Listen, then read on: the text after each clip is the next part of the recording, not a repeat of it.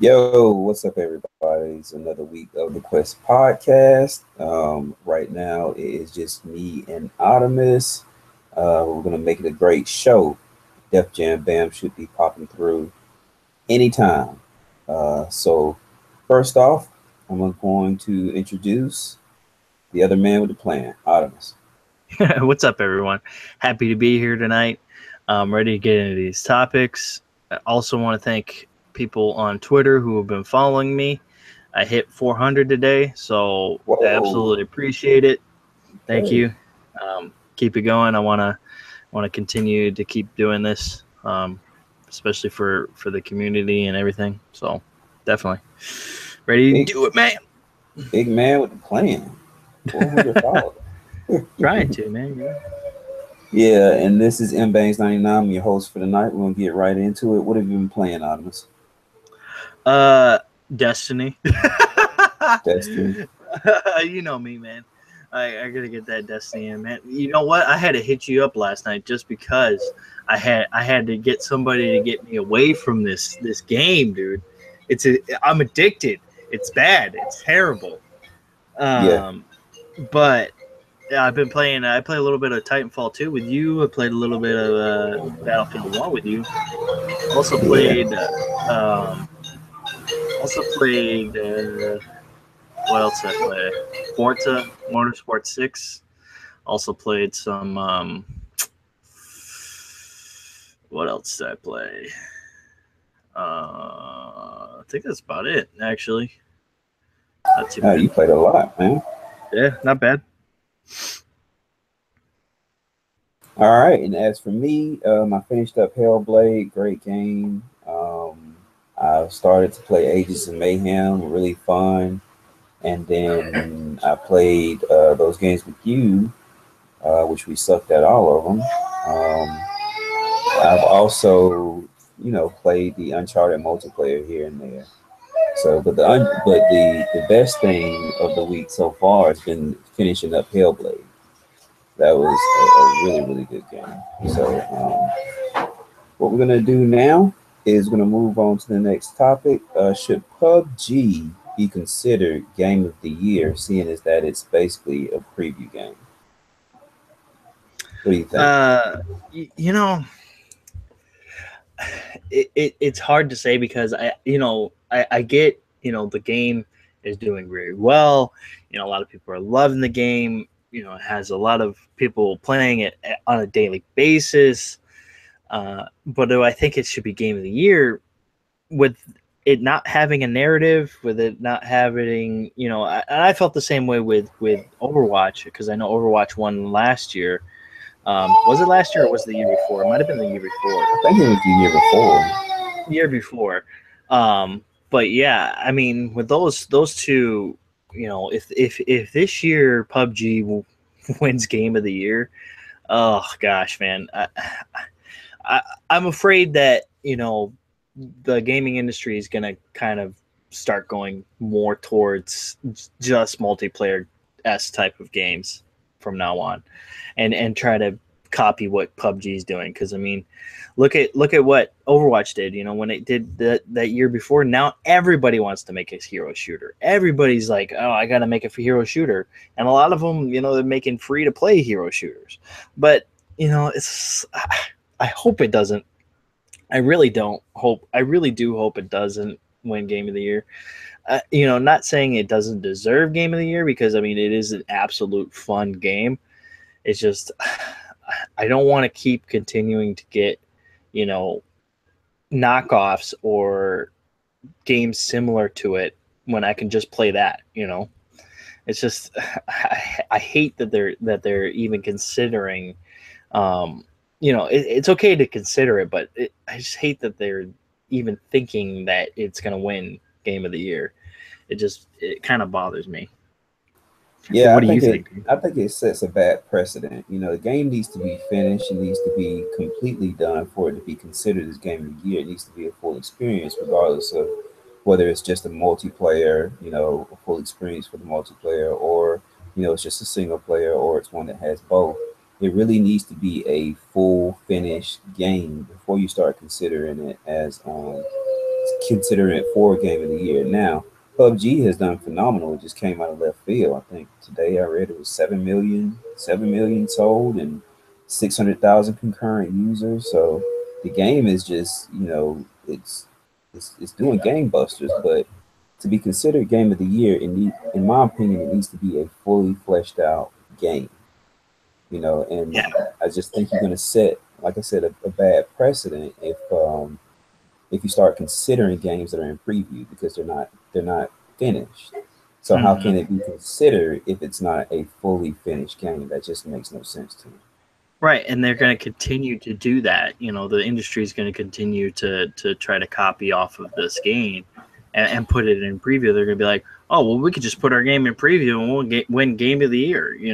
It's just like, no, no, I don't want it to go that direction. I want it to be more. I want more narrative, man. I want more, stories. I want something that's going to be, absolutely, going to blow some of these games out of the water. Um, Yeah, we haven't really, this generation, we really haven't had something that's really been like a go-to game where you can just play it all the time and just like absolutely just never get sick of it. It's just we haven't had it yet. At least I don't in know my how. opinion, we haven't. Yeah, about saying your opinion because I still play Overwatch, and I don't ever really get I'm sick of talking it. about like a game with narrative, except for Oh, maybe okay. maybe The Witcher The 3. Witcher, yeah, The The Witcher Witcher 3, Three, yeah, that I would give that a true, probably this generation. I didn't think about it. I didn't think about The Witcher 3, but yeah, I was just like, oh yeah, that's right, The Witcher 3. Um, but that had, so many hours of gameplay, and you could still completely continue to play it after you're done with the main story. It's right. just because there's so many side missions, so many things to do in the game. It's crazy. Yeah, I mean it's simple things like a vault mechanic they don't even have in PUBG yet.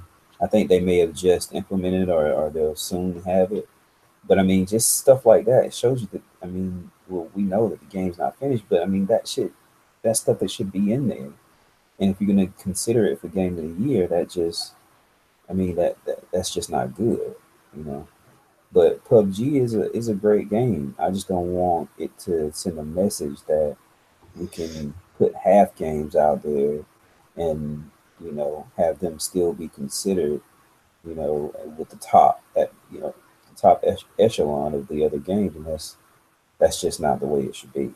Yeah, Yeah, it really shouldn't. But who knows? If it goes that route, then good luck. I forget how do they have like a top three or four, and then they pick one, or they just say it's the one, like they just say, oh, it's the Legend of Zelda, it's Horizon Zero Dawn, or whatever. You never know, like who's number two, right? Right. That's not really how it works. No, it's always like it's just always the game that gets Game of the Year is Game of the Year. Yeah, Um, it's just if the industry decides to choose that game to be Game of the Year, it's gonna be, we're gonna see knockoffs. It's gonna be like Overwatch all over again. yeah, It's not gonna be good. that's true. All right, well, let's move on. Destiny 2 PvE missions structure. They're supposed to have like what 80 missions, um, Yeah. and it's supposed to be over 50 hours of gameplay. Talk to us a little bit more about that. Well, from what I'm seeing is that 50 hours of gameplay, they take into consideration everything, the strikes, the patrols, um, the other little side missions that they got in the game. Um, so I'm looking at probably this game gonna be maybe 15 to 20 hours in story length, and then maybe another 30 and other stuff like the strikes, the patrols, the side missions. So I mean, 50 hours is a lot of time to dig into a game and really um, grind it out. Yeah, And I think the grind is going to be less this time around too, yeah, because I know with Vanilla Destiny it was brutal grind. was terrible grind. But with this one, it seems like, from what I understand, from what I've heard, from things that I've come across, it shouldn't be a lot of grinding. It should be more of you exploring the world and kind of getting your bearings and leveling up at an adequate amount of time, and just being able to have your character be at max level, maybe even before you finish the 50 hours or Yeah, or it things like says that. here that according to Destiny 2 lead Mark Noseworthy, testers had played 55 hours of the game before reaching the aforementioned progression cliff. And I guess the progression cliff is like getting to end game or something, as far as I guess any story is, you know, is in the game. So I guess that I would take that as the progression cliff where it just stops. So that's a pretty meaty game, you Yeah, we're know. definitely with Destiny 2, we're definitely getting something that I think a lot of the fans have been wanting, and even people who aren't into Destiny, I think they're going to enjoy it as well. Um, Right. you know, and if that's the beauty of this game. You're not going to have to, you know, uh, feel like you're at a disadvantage because of the people who played Destiny 1, And I think Right. that's why they kind of went that route of creating a sequel to kind of offset the fact that, they want new players. They want people coming in and playing their game. Um, and also, to speak on the 50 hours, I mean, that's a lot of That's hours a lot of gameplay. compared to are compared to the first one, the Right. vanilla. Because I mean, patrols don't take you very long. I would say maybe the patrols are going to be maybe at the most, maybe like 10 minutes, maybe 5-10 minutes. To do all the patrols, maybe, and then maybe another. You know, I don't know. Honestly, I don't really know because it'll be hard to say because of the strike. Because the strike, I Yeah. think, I don't know how many strikes are going to be in the game so far yet. They haven't really announced that, but I think it'll definitely probably be one or two, and those usually take about 30 minutes each. So I'm guessing maybe an hour on those, and then Yeah. the rest of the stuff probably side missions basically. So you're looking at a hefty amount of gameplay there for a first person shooter that is built by the people who made Halo, which Yeah. It is says their most over ambitious 80 title. over 80 PvE activities and missions in the game that are each substantial in length.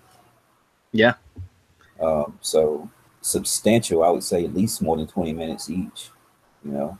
yeah, yeah. I mean, Um, you know, so if you're going through a the story campaign, and each mission's like 20 minutes each, I mean, that's a good, you know good while there to play each mission. So I mean, I'm ready, man. I am ready for this game. yeah, man, they've done a lot. It seems like they went back to the drawing board. They kept it really the same as far as the base of the game, because I mean, of course, it looks a little bit better, but um, you can tell that they went and just really focused on getting the story elements, um, the elements as far as joining people, as far as raids and stuff like that. They clean. It seems like they spent time with cleaning that up. We'll really see once we get the game, because that was my issue with the first Destiny. Like I did a lot of the other stuff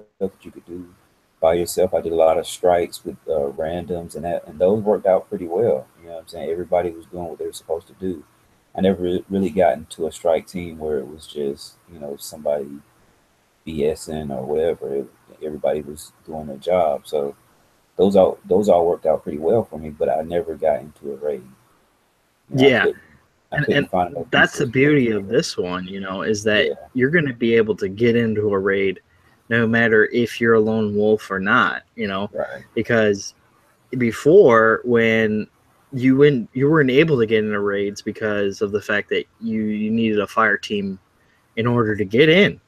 And now, you know, the way that they have it set up, it's really, you know, kind of a good thing how they have it set up so that you can go in, lone wolf it, you know, or kind of, you know, be with a bunch of people and just have fun and, you know, get off of there and make friends, you know, and just, and then, you know, maybe you will find your fire team that you want to play with, you know, the people that you want to kind of roll raids with, and then maybe hit the Crucible. The only thing is, you know, with the Crucible now it's only 4v4, so it's like, damn, dude, Yeah. you know, I wish it was more than that. I wish they had, you know, 6v6 again. Yeah, because And your raid squad is 6, right? It has to be 6 right, people. exactly. So So to cut that, yeah, you would to think that you should be able to at least take your whole raid squad into a Crucible match. But yeah, and to cut that down in terms of, like, you know, to make it more for competitive esports play, it's like, come on. I understand, like, you want to make it more esports friendly, but like, honestly, 6v6 would have been fine yeah, esports wise. It's just, you know, I don't understand why they decided to go more of a lesser route. I guess, you know, you know what, maybe what it was, they want to focus more on PvE this time around than PvP, because they know a lot of people still like playing in PvP, but they like more of, you know, getting their friends together and playing raids and running around and on strikes and things like that.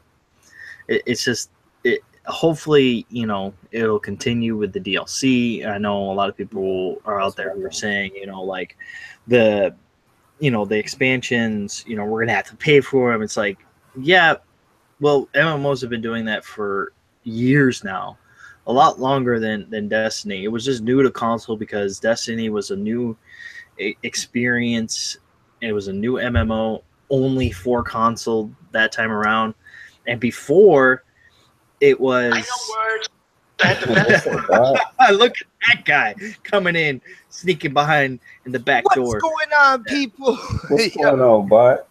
Not too much, man. I am sitting here next to my Sonic Mania Collector's Edition, still in Oh the my goodness. box. Hey, hold what you got with that one that's coming up. Oh my Hold what you goodness, got. yo, I know you're yo, gonna it's go off on that one. dude, it's funny. Everybody's like, yo, open it up, open it up. I'm like, yo, do you know anything about collecting? You don't open this shit up. Like, No, you don't, man. you know what I'm saying? So I got the nice box sitting here on the desk. I already bought the game digitally, so I can still play the game. There's a code inside here that the 14-year-old is dying for, and he's not getting it. But Wow. All right, well, we beat Destiny into the ground. Let's go ahead. We and go did with beat that. Destiny into the ground. We can move on from that. Impressions on that's Sonic exactly Mania. where it belongs.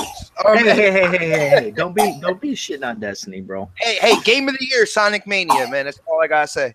Tell me about it. I'd rather have that than freaking PUBG. I tell you that. Really? So have you played Yeah. it too, Artemis? No, I was watching gameplay of it. I was just like, damn, dude, I kind of want to buy it, but I'm kind of saving my money. Hey guys, the way that it's coming to Xbox first is game preview, and if you know anything about game preview, you get the game at a discount. So what's going on there is if you get it when it comes out on the Xbox One, it's not an official release. I think that's a lot of things. People are really getting confused. They're like, nah, PUBG's releasing this year. No, it's not. It's coming out on game preview, and we can get it at a discount. So Dark, discounted price, man. Are you down? For what? For Sonic Mania? PUBG. Hold up, Oh, for everybody. PUBG, yeah, of course. You know, Mr. I'm definitely going to be going into PUBG, man. Mr. It's Soundbar definitely going to be. himself has just entered the building. King What's up, Soundbar, Jeff man. Jam? This Destiny, podcast, what is this game you speak of? Hey, it's better than the Division. Don't start your shit already. Yo, I swear, Dark Optimus has like a list of triggers for every single person in the Xbox community. And when he sees them, he just goes through his list. He's like, all right, when it comes to Xbox over here, all I have to do is say Forza is niche, right? When it comes to Def Jam, I just got to talk about the division. He's got a whole list, yeah. I'm actually gonna put that on sometime this week. I'm gonna play that. New update came out. Spectate the basement and everything. Oh, I saw that. Uh-oh. Yeah. So what's up, man? How y'all doing? We good, man. Right now we talking about Sonic Mania. So classic. Nostalgia is a hell of a fucking drug. You played it? No, I haven't played it yet, but I'm definitely picking it up. Nostalgia is a hell of a drug. So you played it? Nah, I ain't touched that yet. I ain't touched it yet, but it's definitely a buy for me. You can't go wrong with Sonic. Dude, especially a 2D Sonic, you know. Hey, for $20. Yeah. You can't go back. You can't go wrong with that.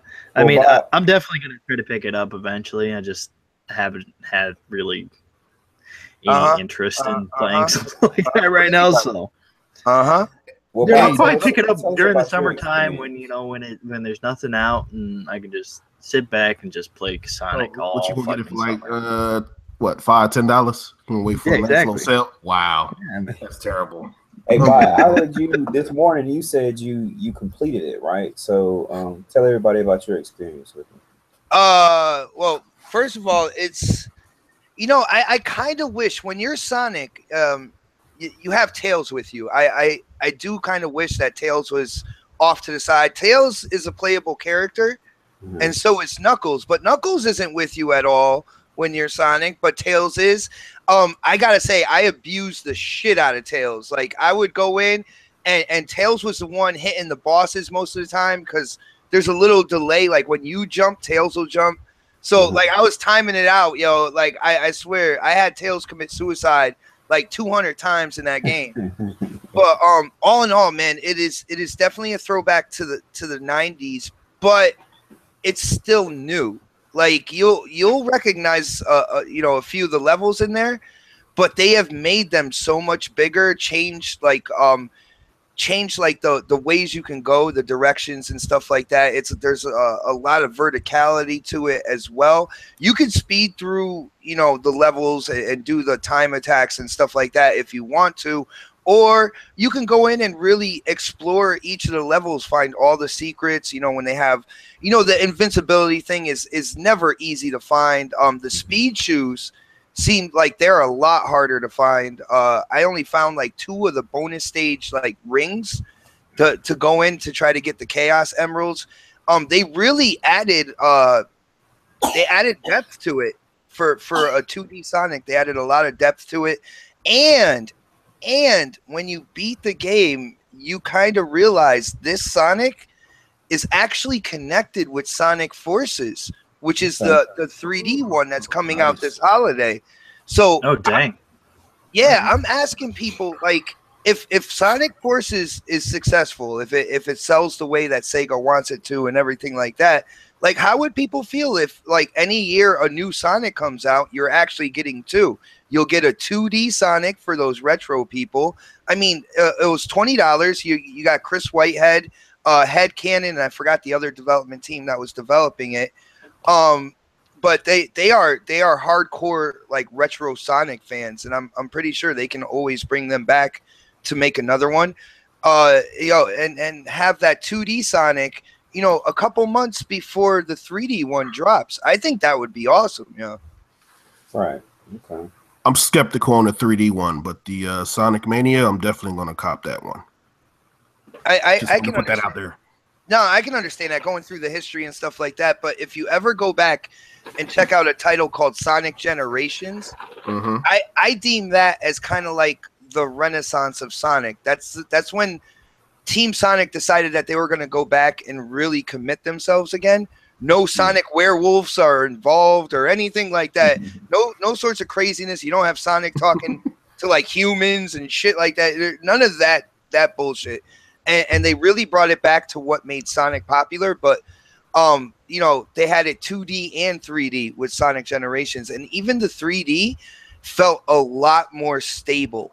You felt like you could actually control Sonic at high speed. I think that was kind of the biggest problem with the 3D Sonics before that one, was when you started going so fast, Like you would get stuck in the walls. You would all sorts of craziness would happen, and you never felt like you had control of Sonic.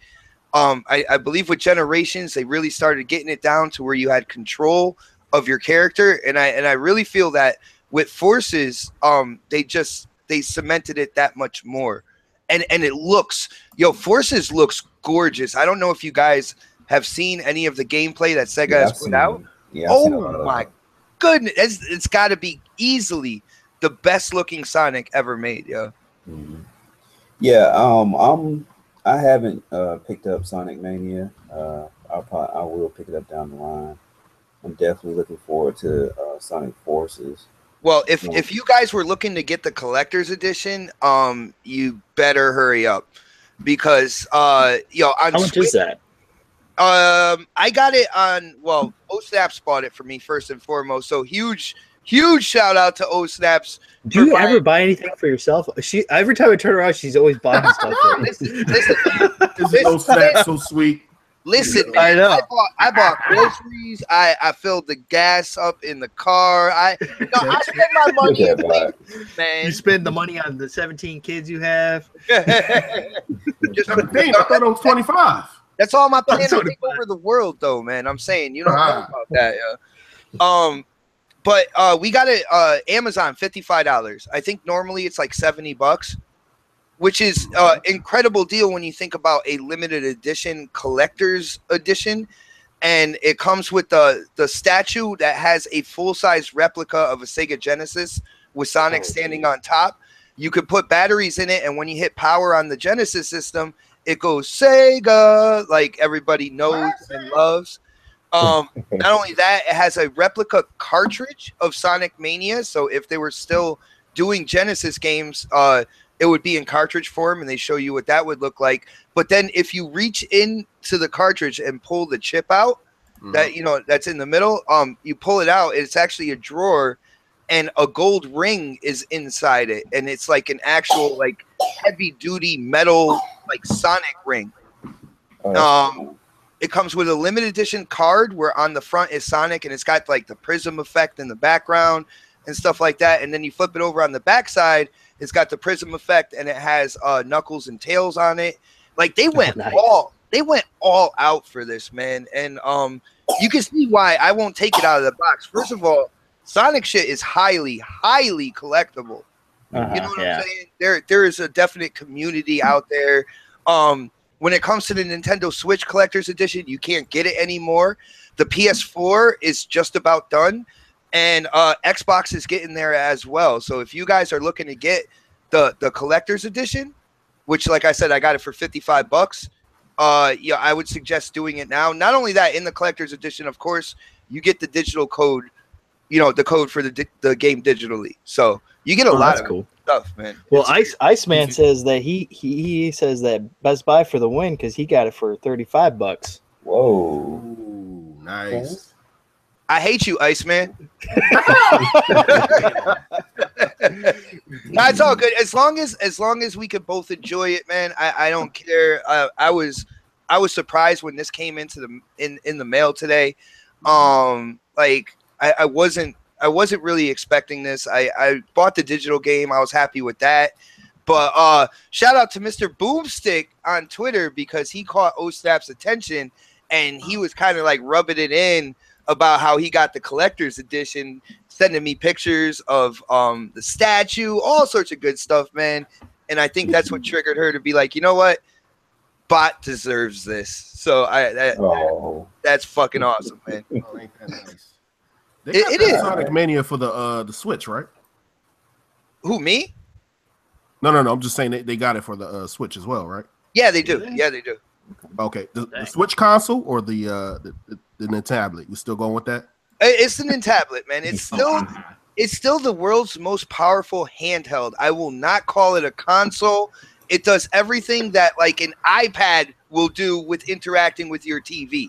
Okay. So the only thing is you stick fucking controllers on the sides of the Switch or whatnot, which they are getting sued for. So whatever, man. It's the Nintablet, man. Nintablet, gotta love it. Cool. We'll move on from Sonic Mania. Just know Sonic is a classic. If you love Sonic games, pick that up. Oh, yo, hardcore Sonic people, just to let you guys know, if you ever enjoyed Sonic the way it was on the Genesis, the hardcore like Sonic community they're saying that this is the best one ever. They put it above the original Sonic, Sonic 3, Sonic and Knuckles, all of that. They say that this is the one to get. Really? Yeah, it's got a. Damn, dude! Now you're gonna make me want to buy it. Shit. Man, so it's reviewing well, also. Yo, it's 60 frames per second, so Sonic feels just like that tad faster. The way that they did the layouts of the stages, like, yo, there's people that are doing like run through number 5, and they found a different way to go each and every stage, each and every time they went through it. So the stages are absolutely huge. There's so many different directions and paths to go through. If you like Sonic, if you had fun like during the 90s era 2D Sonic, then this is a must buy for you. And them soundtracks too. Oh man. Oh my love it. Sonic 2. Yo, oh man. Dog, before with the cave. Yo, before Sonic Mania came out, I gotta say, like, man, Sonic 3 probably was like the absolute best in music. And for people who know the lore, Michael Jackson's people were actually the people who made the soundtrack for Sonic 3.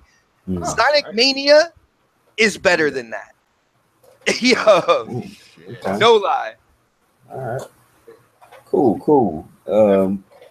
Well, we're going to go ahead and get into the topic that's probably going to be the longest of the night, or maybe the most passionate. We'll see how everybody feels this evening. We'll talk about Crackdown 3. And hell no. Also, let me go get my Xbox. Trade that shit in. It's over. Xbox done.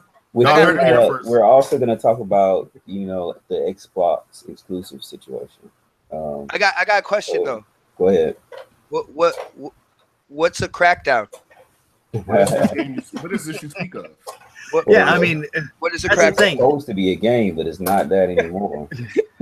Yeah, and that's the thing. I kind of want to touch on this because, I mean, I know I've touted that I'm not going to get Crackdown. I'm not a Crackdown fan. I never liked Crackdown, but at the same time, it's like casual. It's delayed for the fact that, at least what I believe, it's for multiplayer, right? I mean, it's because the multiplayer wasn't being shown off very well or something like that, and that's why they're delaying it until spring or somebody has some explaining to do. Because like, I mean, they just I don't understand, man. I don't understand why they delayed this when, if the single player is already done, give us the single player at least, and give us the multiplayer later. I mean, do what GTA did. They gave us the single player first, and then they gave us an update to do the multiplayer. Yeah, you really think that title would survive doing something like that, knowing it's an Xbox? No, you're right. Exclusive. No, you're right. It probably wouldn't survive, but I mean, at least we'll have something there for when the X comes out, so then we can at least say that we have something this year. This year's dead, man. We only have what, Forza and what, Cuphead, and hey guys, y'all might have heard this before. I think we're gonna have a sparse holiday. Yeah, that's the thing, man. We're gonna have. It's too sparse though. That's the thing, Bam's one-liners are incredible, like borderline legendary. They should be put up on Twitter with a gold frame, man, because that was awesome. That was awesome. I think I wouldn't really looking forward to Crackdown, so I'm not gonna sit here and say like, oh, I'm pissed that Crackdown is being delayed or whatnot. I was looking forward more so to the multiplayer because I thought that could be really revolutionary for gaming. And that still could be when it does drop. I was more upset with Scalebound because I really was looking forward to Scalebound. Right. But I just think, announcing it, at E3 like that, and then Phil coming out and saying, yeah, it's going to be, it's a good game or whatever, it's ready, whatever. Oh, wait till Gamescom. Are you going to show multiplayer? Right.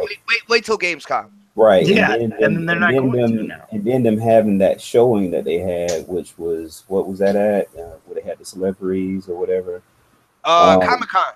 Comic-Con. Yeah. And as far as then, we were still expecting the November 7th drop date.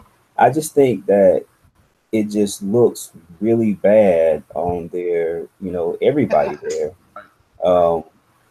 For this situation, along with stuff that has happened in the past, and you really have to wonder like what's going on. And I mean, the main thing about it, I just think that the people above Phil I don't really think it's Phil. I think the people above him, his boss, Nadella, doesn't really see Xbox as a gaming division. He sees it more as a service division, and therein lies the problem.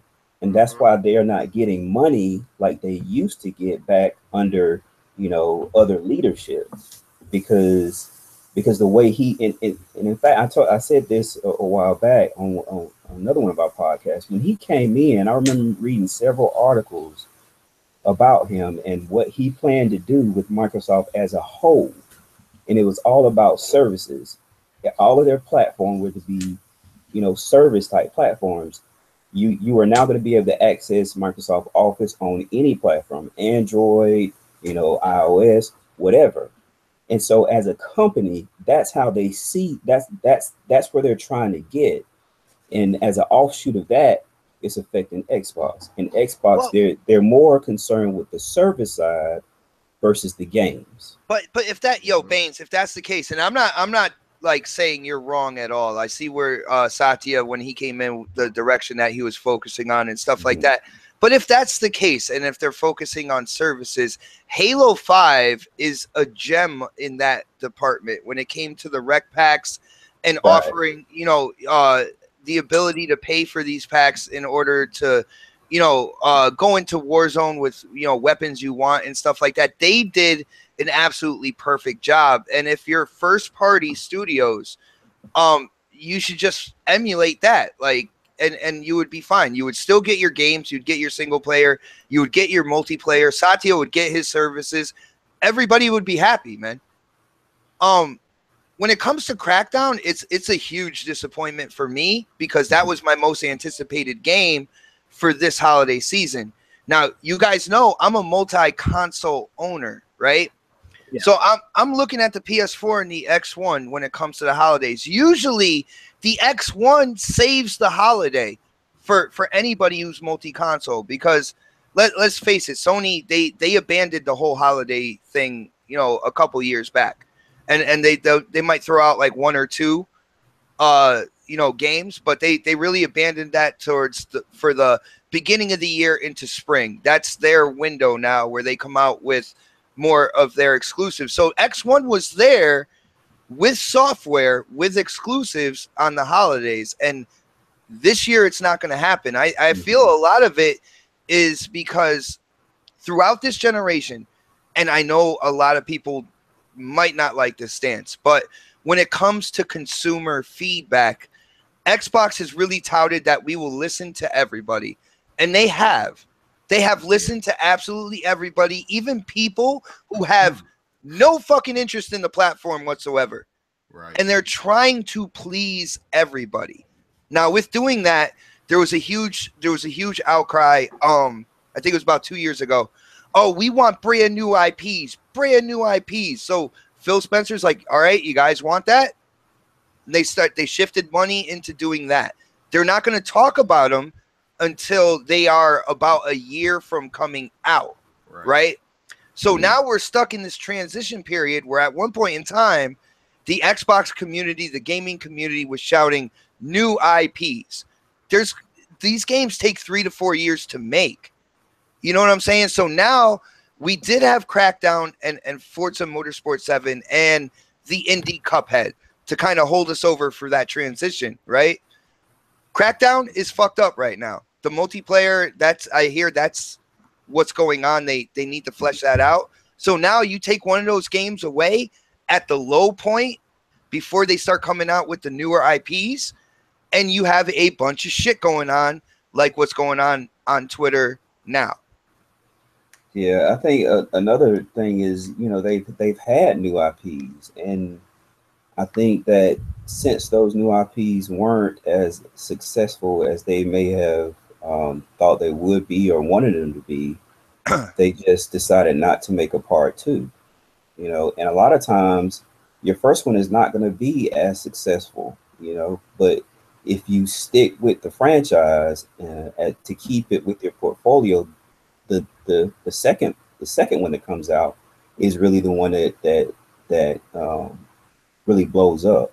All A right, lot of games, a lot of series would not. One second, a lot of series would not be series today if we just focus on the first game and said, "Oh, the first game didn't do that well. We're not doing anything else." Right. Here's the deal. This is that first thing I said about the consumer feedback. I feel like the platform needs direction. You can listen to consumers, but you have to have a core direction for your platform, and then the feedback needs to build on that direction. Right now, I feel Xbox doesn't have that, right? So they're just listening to absolutely everything everybody is saying and trying to please everybody. That's never going to fucking work, all right? The second thing, and what you're talking about, those new IPs, this is what I feel is kind of like the second biggest problem right now. Phil Spencer and Xbox dedicated themselves to what they call second-party games. And what that is you take a third-party developer and they make an exclusive game for your platform. When you do that, and they were trying to somehow cut costs or whatnot, but when you do that, you actually end up paying more because you're paying this development team to make the game. You're promoting the game when you're not. It's not in your house. You see what I'm saying? I see what you're saying, but even if you go down that route, then if like you just, I'm gonna take you back to the point you just made. You have to have direction. So before you go in, this is a $1 million arm of a billion dollar company. Okay, they go into this direction. They know the cost. They know they have statistics or analytics that tell them, okay, this is about what it's going to cost. So if we're going to go this direction, then we need to make sure that we're going to stick it out and not just go a one and done. You are absolutely right with that. But here's the thing: when you go into depending on second party deals, shit like Scalebound happens, where Platinum decided that they were going to take the money that Microsoft was giving them and they're going to make sure Nier came out on time while pushing Scalebound back further and further in development. All right. If you had a first party doing something like that, you had your thumb on their head. When you're dealing with second party, it's a contractual agreement, but it's not your company. You see what I'm saying? But then I would say I see your Platinum Games and I raise you Remedy, because Remedy has been with Microsoft for a minute, and I'm pretty sure they wanted to make an Alan Wake 2. I'm pretty sure they would want to make a Quantum Break 2, but Microsoft is not going to fund it because the first one did not do well, and that should not be the mindset. It should be the mindset, okay, if the first one doesn't do well, we're going to at least give it a number 2. If number 2 doesn't do well, then we're done with the series. Period. Oh, dude, yeah. I agree with you 100%. Like Sunset Overdrive deserves a sequel. There's a lot of times where a brand new game comes out and it gets kind of like a mediocre response. But then over time, you see how the community has truly embraced that game. A lot of people say that Sunset Overdrive is one of the best games this generation and one of the best games on the Xbox One. It absolutely deserves a sequel. And there are times where you have to ask, like, what the hell are these guys thinking? And then it goes back to what I was saying and what I think you agree with, Baines, is there's no actual direction on this platform right now. Or could we say that Phil may have a direction, but maybe he doesn't have the blessing of the people above him, because he's a gamer. So I'm pretty sure a lot of this stuff, even though he has to come out on Twitter and have his little PR, tweet or whatever, I'm pretty sure, he's not sitting back just on his laurels. I'm pretty sure the stuff messes with him too. You know, he's a gamer. He knows how we feel as gamers. So Oh, I'm, definitely. I'm, Yo, A tight leash. Yeah. I'm thinking that it has a lot to do with like who his boss is. I always kick it back. Like I hear a lot of people say, "Well, Phil needs to be fired. Phil needs to do this. Phil does not have the budget that his predecessors had. and Phil why is doesn't working with why, what he has." and You know? that's exactly a point that a lot of people kind of dismiss here is the fact that Xbox is a division of Microsoft. At the end of the day, Phil Spencer has to sell the CEOs of Microsoft on the direction of Xbox. And you're right, yo, Satya Nadella, the rest of the CEOs, they're about services right now. And you know, he only gets so much money. And with what has happened this generation in terms of stumbling out the gate upon release, now the Xbox One has sold well in comparison to the 360, which is awesome. It is you know, still above that mark on the 360's lifespan. At the same amount of time, there's still more Xbox One sold. But the thing is, this entire generation has been hills and valleys going through in terms of kind of like the stigma of the Xbox One, stuff in terms of resolution, sales, and stuff like that. And they're only going to get a certain budget from Microsoft, you know, Right. if it's kind of like teetering in between mediocre in terms of their business propositions. You see what I'm saying? Right. And Noob just brought up Bring On Rise too. Don't you think like before Nadella that say a bomber would have bought Crytek before Amazon got its hands on it. A bomber would Maybe. have picked up Crytek, especially you know in the dire straits that they were in anyway. You know, a bomber would have went in and picked them up as a studio for Microsoft, and that just kind of shows you the mentality now that they're not thinking that way. See, to me, buying Crytek would have made sense because not only do you get the Crisis title, you get the Rise title, but you also get the Cry engine, which you can actually, you know, sell out to other developers, you know, and make money that way. So it does make sense. But then again, this is going back to second party stuff, like what happened with Scalebound, what happened with Crytek, and their kind of like their economic dysfunction. All right. Like, even if at some point in time they still wanted to go second party and have Crytek do it, Crytek was going into like so much turmoil in terms they weren't even paying their employees or anything like that. And Perfect time to pick them up. Perfect time to pick when they're distressed. That's the best time to go in and buy them up. Well, Amazon knows that. That's for damn sure. And that's what I'm saying. A bomber would have known that, you know. I think even what's his name before Bomber? His name, I'm drawing a blank now. Gates. I think Gates would have been convinced enough to go in and you know buy. Well, Gates was the head dude of Microsoft. Right. Bomber was after Gates, and then Nadella was after Bomber. I thought Bomber was only like in charge of Xbox. I don't think. No, Bomber was CEO. Oh damn. Yeah, that's crazy. Yo, can I just say something to the chat real quick, guys? And I know Iceman is playing with this, and I just want to put this out here to the community, guys. All right, Super Lucky's Tale might be an awesome kids game. All right, awesome kids game, but there is no rhyme or reason to put it up on a gold pedestal on Twitter as like, well, shit, we still got Super Lucky's Tale.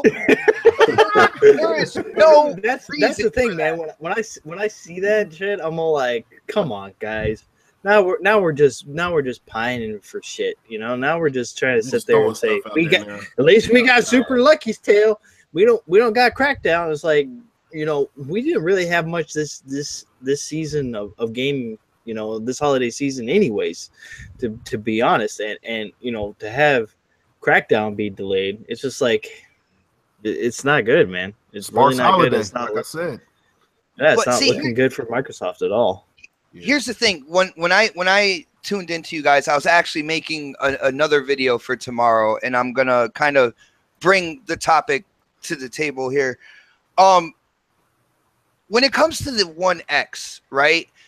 A lot of people, even the big gaming media, is like, well, what launch games are they going to have for the console? And it's like, just bullshit. Yeah, dude, I don't feed into that bullshit. It's a mid-gen refresh. You know what games you have? Every fucking game that you bought on Xbox One since 2013. And you have and every game that's coming out this holiday season. Exactly. I mean, we have a ton of multi-plats are coming. So it's I like, don't feed into that. Yeah, they're talking like the Pro came out with some launch games. Exactly. You gotta cut it out. Stop. So, It's like, dude, the title of my my video coming out tomorrow is X1 is the X1X is not a next gen console. Because there's so many people, well, what games are they going to use to utilize and show off what it can do? It's like, well, all the multiplats that are coming out this holiday season have already been announced to be X enhanced, except for Destiny, I believe. I believe Destiny is kind of under wraps right now, but they're going to do that eventually. And then every single game that you have in your library to date, for people who own an Xbox One, any game that you bought, even if they don't do an enhancement, is going to inherently perform better and look crisper on your screen in comparison to playing it on your S or on the launch Xbox One. All right, that's how powerful the X is.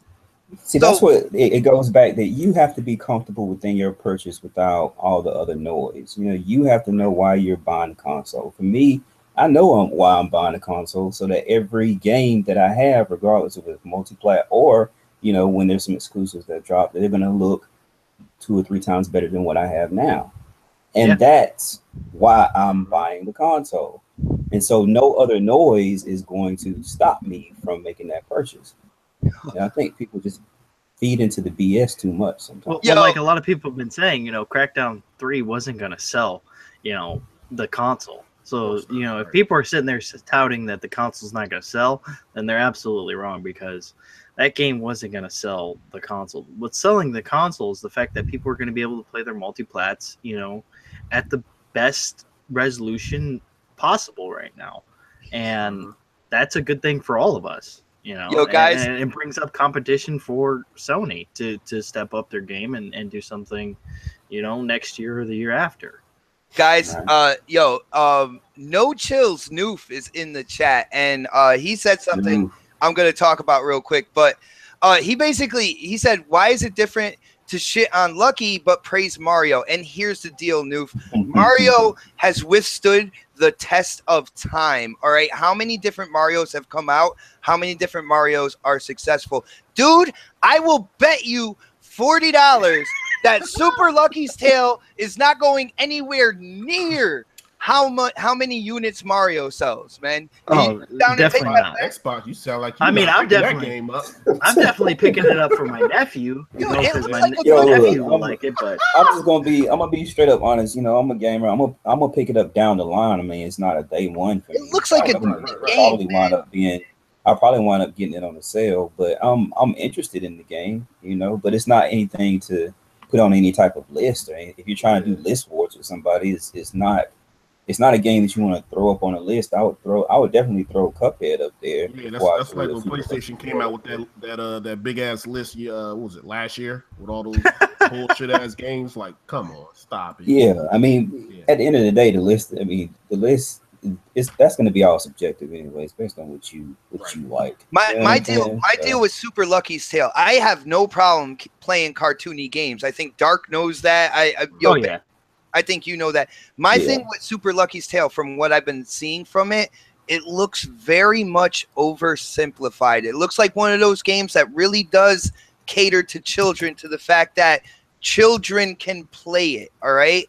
I'm not saying that it's not a quality title. I'm not saying that it's not a title that's needed on the platform, because I feel it is. The bigger your portfolio gets in terms of variety, the better. All right. I am all for that. Options are great. When people are going, well, all right, well, Crackdown 3 is delayed. Well, hold on, we have Super Lucky's Tale. Sound like a superhero name or something. I know, right? Yeah, I mean, I think people are just, really just upset that Crackdown 3 is not coming. I've seen so many people on Twitter the past couple days that are so salty that game's not coming. But at the end of the day, man, we got all these other multi-plats that we're going to be able to play. It's not the end of the world to not have Crackdown 3. I mean, it looks bad on Microsoft as to the fact that they didn't get their cards ready for November 7th for it to come out, but I think Xbox is going to be fine. They're not going to go anywhere because of my it. whole thing with this is, and the main point I want to get across, and true, it may not look too good for Xbox as far as like any big exclusives right now, but it's not. I wouldn't put the blame on Phil's shoulders, because Phil has a boss that is not. I bet you they are not on the same page. Phil is a gamer. His boss is not. Phil, I'm pretty sure, thinks about games, but his boss is conditioning him to think about services. I think his budget is conditioning him to pick and choose. And that do. in and of itself creates the strict budget. The fact that they don't see I'm pretty sure they don't see eye to eye. And so the budget is not going to be where Phil wants it to be to make the games that we probably want, or to give us sequels to games that, we probably want, Mm-hmm. So that's the main thing I want to get across. I wouldn't, because I heard a lot of people blaming it like Phil needs to be fired, or Phil. People on Shannon Loftus, yada yada. Yeah, this says she got to go too. but still, like they are working. I know they are working with a strict budget. That's why you don't see the advertising. That's why we aren't getting the games that we were used to. And so these guys have to work with what they're given, and until something happens within that leadership hierarchy. Until something happens there, I don't see too many things changing. I know Phil said that he inked some deals for exclusives 2 or 3 years down the line, but if you're looking right now, 2 or 3 years down the line, we're gonna have new consoles coming out. So I mean, I think he should have kind of kept that to himself. He should have just said we inked some deals, period. That's it. That's why I'm a Baines fan right there, man. Actual common sense put out there that a lot of people, for some rhyme or reason, don't talk about. All right. A lot of people out there, it's like, well, it's Xbox, it's Microsoft, isn't it? Shit, they got billions of dollars. Like, what the fuck are you talking about? Into Xbox. Yeah. But go ahead. No, I was just saying one more thing is, when I watched E3, this past E3, and they showed 42 games, right? I did not think that 39 of them would be in 2018, dude.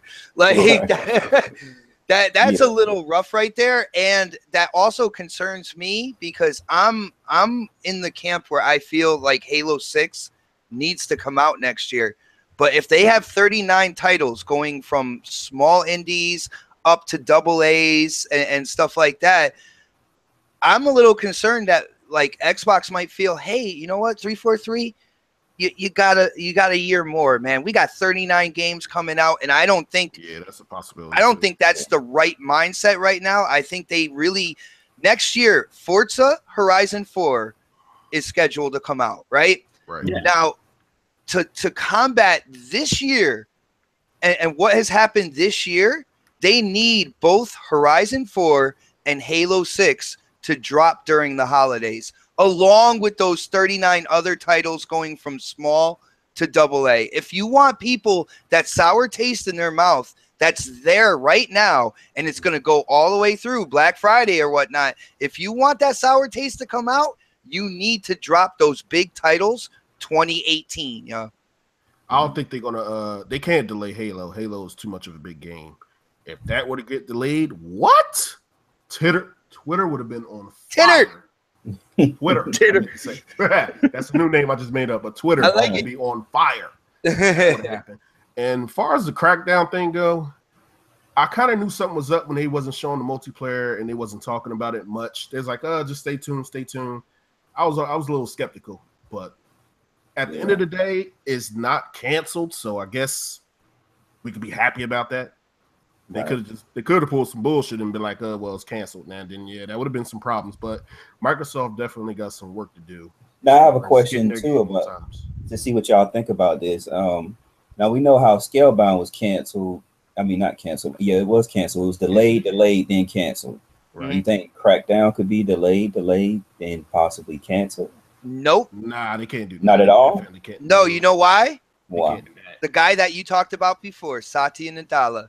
All right, he wants to sell those cloud-based services not only to businesses that use it for storing data, but imagine what he thinks about the possibility of getting it out there and to be used within development. You got to remember, video games bring in more money than the movie industry does. All right, that is a huge. It's the biggest entertainment medium right now. So if you can convince people that cloud computing can be used in game development and that the Azure cloud platform is the best for that, all you see is cha-ching, cha-ching, like Scrooge McDuck, dollar signs just flipping in his eyelids and shit like that. There's no way in hell Crackdown is getting canceled. Dirty J had a good question in the chat. Yeah, I was just what are the chances of a Gears 2 Ultimate Edition? What do you guys think about that? I think it's a good idea. I don't see it happening. Like I haven't seen any sign. It may be like a surprise that they pull, but I wouldn't mind. Yeah, I wouldn't mind seeing Gears 2, especially with the Ultimate Edition if they do it from the ground up like they did the first one. Yeah, the first one. I think that'll look great. That would be great.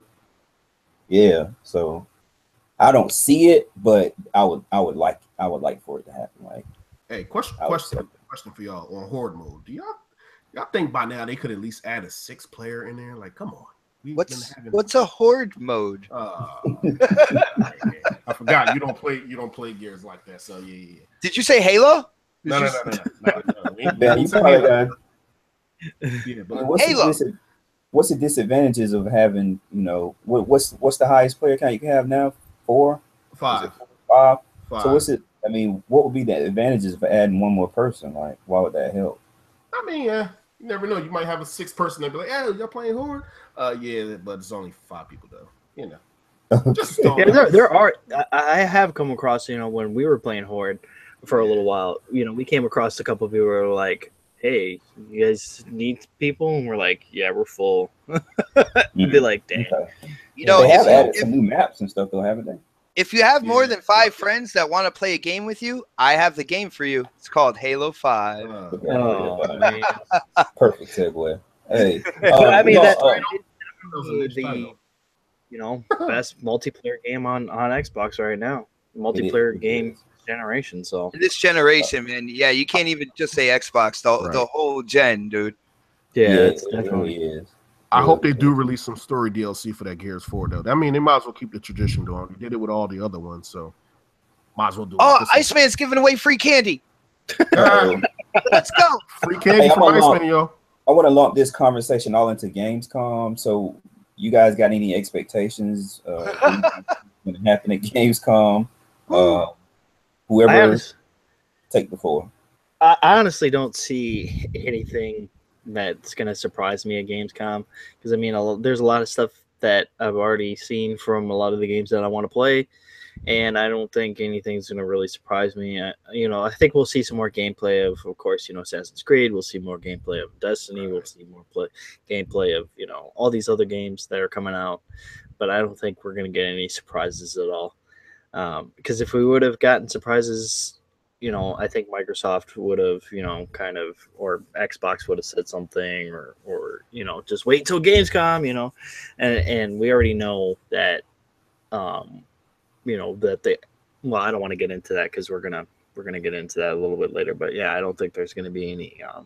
Well, I know what you're talking about. We can go ahead and lump that in with it too. The Recore. Oh, okay. Yeah. Well, Recore at the X. I was gonna say something about the pre-orders. X. Pre-orders. We're gonna know when to pre-order, where to pre-order. Well, we kind of already know where to pre-order. I mean, if you haven't been living on a rock for the past couple of years, then you know where to pre-order the console. But yeah, Recore the definitive edition. You know, I'm wondering, are you guys gonna get stuff for free that, you know, the definitive editions, you know, kind of giving for what, $20? I think it is. Is it 20? I think it's 20, right? Sure. Yeah, When it comes out. So I mean, But I think it should, whatever additions they make, it should be like an update for the people that already purchased it. You think Right. exactly. Yeah, that's how it's going to go down? Well, I think I definitely think that you guys should get, you know, if you liked Recore and you played it, a lot of Recore. No, my bad. Iceman just like, oh man, dude, Iceman is a trip in the chat. Oh my goodness. I know he's nuts, man. Tonight. It's great. I love it. But yeah, I mean, to my point, I think come on, god damn it, bot. What was I gonna say? He's talking about Recore. Yeah, Recore. It was gonna be I lost my train of thought. Somebody else go. Now, Albert Pinello came out and said there's going to be some type of surprise with the Xbox, with the announcement of the pre-order. What do you guys think that surprise may be? Maybe they're doing a trade-in program again. That could be a possibility. That or it's getting a game with it too. You know, maybe. That'd be nice. Yo, every Xbox One X comes with a free Zune HD. Oh my god! Yeah! If they do that, I'm throwing my Xbox out the goddamn fucking window, man. Plugging that out of there, huh? Gotta go. I think it'll probably be either a game, or maybe they'll give you. Maybe they got into some type of agreement with GameStop, and you'll get extra $50 on top of your trade in towards it. No, if they do a game, what game do you guys think it would be? You don't know. No Halo 3 Anniversary bundled in every X. No, man, that ain't gonna happen. Honestly, I think if they do a game, it'll be Assassin's Creed. I think, because they got marketing rights with that game, so I think they'll probably, or Shadow of War. They have that too. Shadow of War. They might do two different bundles. You know, with like Shadow of War and Assassin's Creed, which would be kind of nice, actually. Yeah. Yeah, they should definitely do a bundle with a game though. Definitely. Yeah. So that's one less game you have to worry about buying. You already have it in the console. So I know if they throw Recore in there and say that's the big surprise, I'll be pissed. Are you serious? Somebody. Well, honestly, if they did that, then they wouldn't have to pay the companies to do that, because I mean, I think they own that IP, don't they? Yeah. So. Well, yo, it'd be a $20 game that you get for free. What you guys were talking about with the definitive edition for Recore, I feel that because the game didn't do necessarily what was expected at launch, and rightfully so, man. There was some horrible texture situations. There were some horrible shadow situations when it came to Recore. I actually recorded it on on my Xbox and made a video about it. I'm talking about straight like stair looking like shadows going across a rock. Like it was horrible, right? But here's the deal though.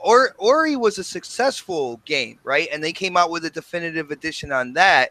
And they offered it at a discount to people who had the original Ori, and that was only for a limited time as well. But since Recore didn't do what I feel they thought it was gonna do, I feel that it's really plausible that they'll give out the definitive edition type updates or upgrades and stuff like that to everybody who actually did buy Recore. So yeah, that's the best way to go about it. But what do you think about as far as the pre-order for the Xbox? What do you think what do you think the big surprise could be? Man, if you asked me like a week ago, I would feel like I would have a better idea of what Xbox is doing and stuff like that. But with all the shit that has hit the fan, man, I don't know. They can give you like a half-dead chinchilla in the box or something like that. Like, yeah, here you go. Tom would love that. Yeah, like finally I could put sleeves on my coat, like because I don't know if you guys, give you one of the Xbox onesies, you guys don't know this, but like his chinchilla is actually sleeveless. He goes muscle shirt on the chinchilla jacket. I just want to let you know that.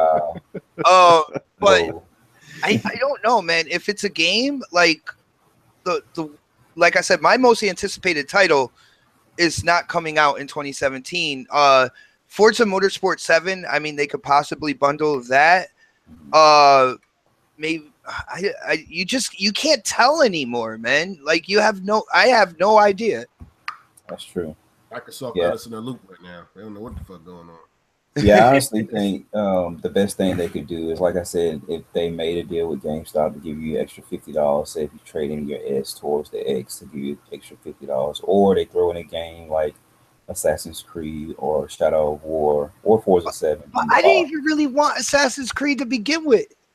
Like, how dare you? That would be a big title to throw in there. I mean, you know, that would kind of lessen the blow of the price too, also.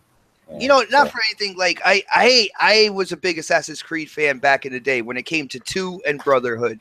All right, I thought they were bringing that back. The new gameplay that I saw, where they really went for like 18 minutes or so, I was like, all right, this is cool and stuff.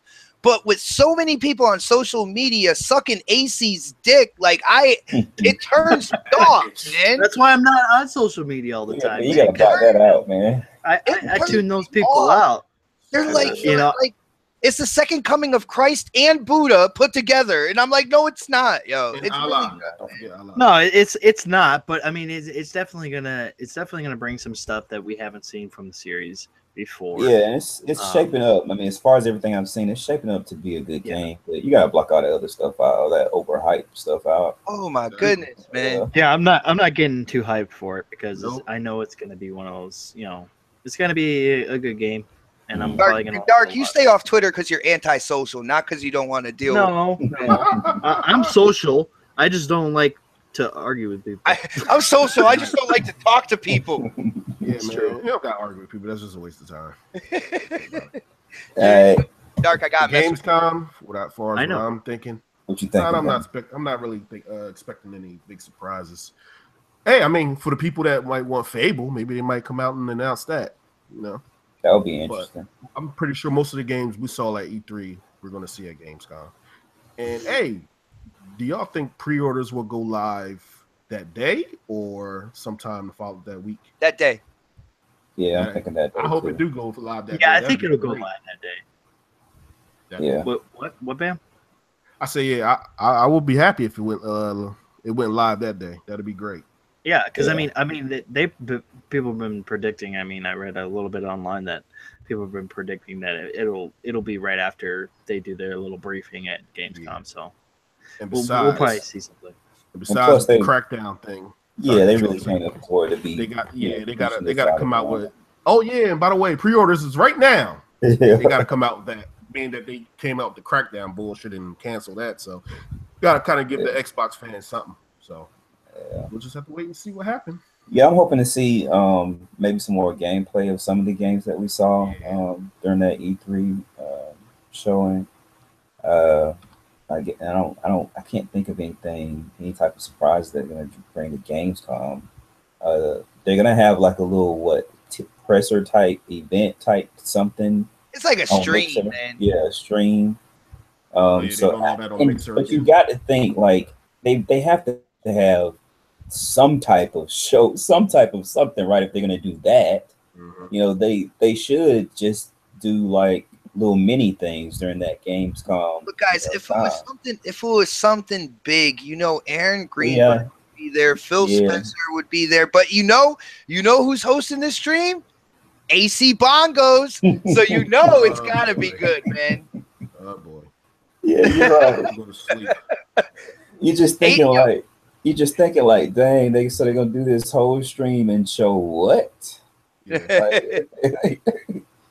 But I'm hoping, man. I'm hoping they give us a little something. We'll see. I think everybody just need to have patience with it.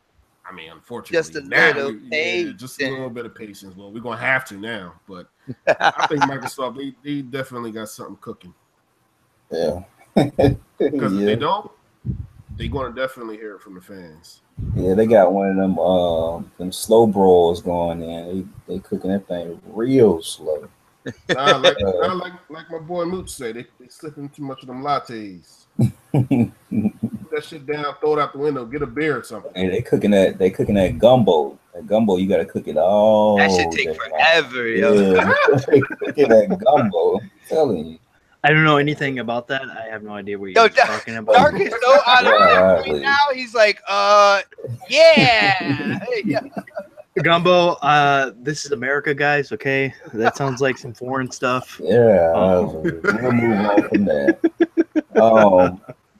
Near Automata, Platinum. I guess the head. What's his name? The studio head, or whoever that is, and Near said that. At Platinum said that Near saved them. I bet it did. I think Microsoft Check saved them, but we're just gonna throw that out there. What do you guys think? What do you guys think about that? Well, like, go ahead. Go ahead. Well, like Bam said, honestly, as we know, Microsoft, or well, not Microsoft, but Xbox, gave them a check to do Scalebound, and we didn't see anything from that. And they were working on that game, but they pulled people off to do Nier Automata. So yeah, of course, Nier Automata saved them. And it's like, okay, I didn't pick up the game. I haven't played it yet. I can't really say that it's a good game or it's not a good game. I know you played it, Baines, right? And you said it was really good. Yeah. Yeah, they saved, it saved you, but, when your next game comes out, is that going to really, save you there too? Because well, it depends. If they strike a deal with Microsoft to get a check going for an exclusive game, in which well, yeah, and they put it over here for a different platform, then that game will save them as well. They should really kind of, bow down in respect real quick to Phil Spencer and Xbox for helping fund the game that saved their company. Yeah, because at that point they were in the shitter at that point. So, Nier Automata saved them, and kudos to them, for playing Xbox like a fiddle. But shit, they're man, dirty hookers. That's what they are. Yeah, they really are. But I wish we would have gotten Scalebound or something like that. But but yeah, they're so bad. They probably voted for Trump. That's all I gotta say.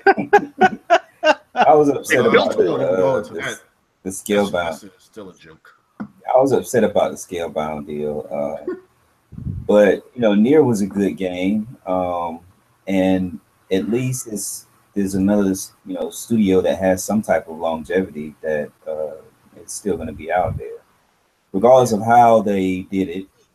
We can all have our thoughts about how they did it, but at least they're not going into the abyss, and I'm appreciative of the fact that enough people enjoy Nier, for it to be able to help them, because that was a pretty decent game. Yeah, isn't that like a mixture of Bayonetta, that game?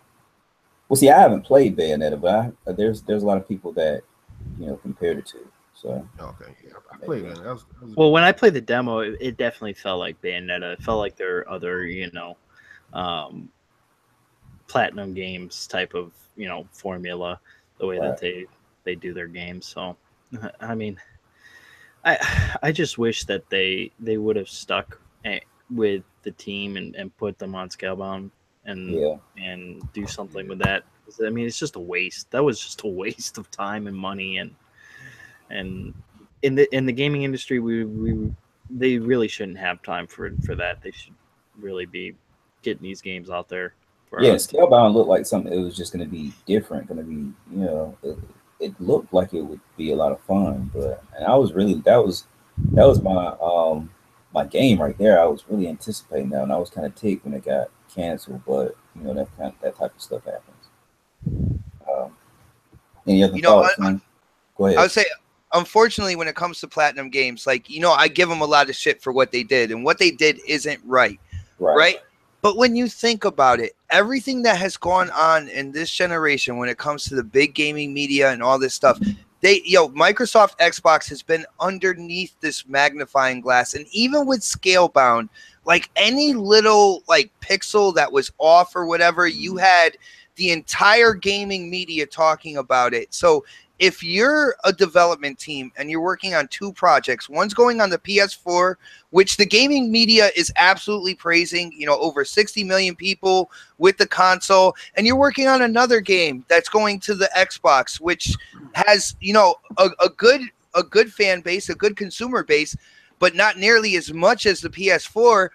And the gaming media is just putting everything under that magnifying glass, no matter what development team does it, and really scrutinizing and killing the shit out of games before they're released.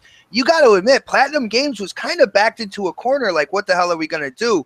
Are we going to put all our chips over here, or are we going to put it over here? You see what I'm saying? Yeah. So I know I give them a lot of shit, but you know, there's points in time. You back a dog into a corner, it's going to decide if it's going to fight or flight. You know what I'm saying? And unfortunately, I feel personally that Platinum Games kind of dishonored themselves with what they were doing, but I can also see why they did it as well, though. Right. I'll say this about that. I mean, well, at the end of the day, I would hate for somebody to lose their job, but you know, they did what they had to do. They got them a game that kept them afloat. But I think the real answer is, hey, Bobby, where is that Microsoft check we got laying around here? Is it in your drawer or is it in? We got another one? Is there another one? I think that check really helps us out a lot. What was that for? Like 10 million? Yeah. We good off that check. We about to eat off that. We'll just put this out that this game helped us, you know, stay afloat. But hey, they had to do what they had to do. So kudos to them, I guess. However, they had to do what they had to do. I mean, exactly. Right. At least, I guess, even though it didn't come on, I mean, our platform of choice, you know, it's still the game. A good game still came out of the whole situation, and that's how I look at it. You know, now I know that it sucks for anybody, you know, that may not have access to the other platform. It really sucks. But if you do have access to both platforms, you still have access to a good game that came out of this whole, you know, murky situation. And so, and at the end of the day, it is about the game. You know, it's about the games, period. So, wasn't there a rumor that game was supposed to come to Xbox, or was that just? I don't see any reason why it can. Yeah, it can. There's no kind of like exclusive rights holding it down. It's just that when they decided to do this game, it was the PS4 platform that they developed on. If they want to bring it over to Xbox at any point in time, they can do it. Yeah. Kind of like Lawbreakers. They need to make that happen, you know. No, don't even get me started on fucking Lawbreakers, man. It's kind of like Lawbreakers. It's a Lawbreaker situation here. What is this game you speak of? Oh my god! What is a Crackdown? Somebody call it. Right. Yeah. We don't even need to talk about that. Oof. And let's just talk about it, because he did it. I did and there's a couple podcasts or a couple people that talked about it. How he came out and said that maybe his polarizing attitude helped cripple the game, you know. And I was thinking to myself, well, like, you think? Don't you think? It just doesn't. It doesn't make sense to me. Like, you struck out on your own to build this game, and you have people under you that have jobs. On Twitter, talking crap to maybe what is a fanboy that's trying to get a rise out of you for some type of reason. You keep your mouth shut, or you just employ that old adage that the customer is always right, and you say, well, you know what, I'll take that under consideration, but just still try out the game if you have a chance. That's how you take it. That's how you do it. You know what I'm saying? Especially if you know you have people under you that's their livelihood is riding on this game, and you yourself, you put a lot into this game. So why would you come out and, you know, just be brash, like it's just gonna happen for you, and then you see the results, nothing happens for you. You know what I'm saying? So well, that's the thing. I think that game was dead on arrival, man. Even if Cliffy B didn't come out and say some of the things he said, you know, because they definitely try to make it seem like it was going to be like Overwatch, and Overwatch is hot right now, man, and nothing's taken that throne from them. For a hero shooter like that, it's not taking. There's not going to be a hero shooter out there that's going to take it away from the throne. Yo, Dark, you don't have to take You the don't. throne, Exactly. all right? But with lawbreakers, what they could have done if Cliffy B was just calm and cool and you know directly opposite of what Cliffy B normally is, console could have saved this game. PS4 and Xbox put together could have absolutely saved this game, but now he is living in the words that he has said, and it's burning, man. It's on fire. It's done.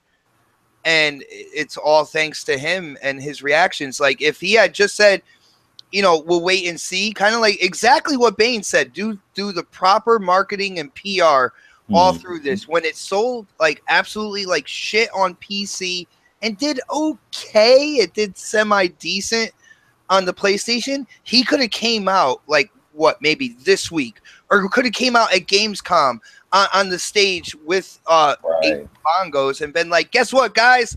We are porting it over to the Xbox One with Xbox One X enhancements. I guarantee you the Xbox community would have embraced it more out of any of those platforms.